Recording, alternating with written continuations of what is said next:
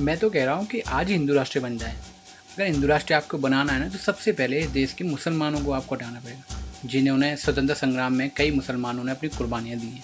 फिर उसके बाद आपको क्या कहते हैं, इस देश के दलितों को हटाना पड़ेगा, जो भगत सिंह और अंबेडकर जी की आइडियोलॉजी पर चलते हैं, उनको अपना आदर्श मानते हैं। फिर उसके बाद आपको बुद्धिस्टों को हटाना पड़ेगा, फिर उसके बाद जैनियों को, फिर ईसाइयों को, फिर यहूदियों को। फिर उसके बाद आते हैं हमारे सिख भाई बंधु, जिन्होंने हमारे देश की मातृभूमि को बचाने के लिए अनेकों कुर्बानियाँ दी हैं। फिर उसके बाद हमारे आएंगे वैश्य वर्ग के लोग, जिन्होंने व्यापार में अपना अथक योगदान दिया है भारत में।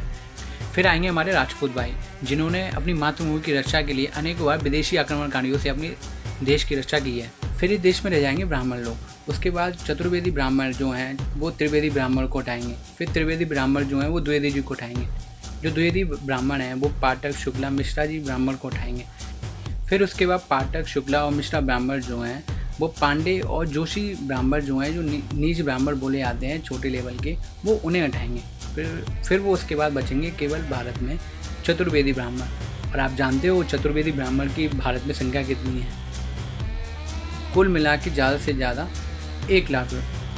1 लाख भी बैठ जाना बहुत बड़ी बात है। तो आप समझ जाइए, आप हिंदू राष्ट्र बनाना चाहते हैं कि आप सब लोगों के साथ मिल के रहना चाहते हैं।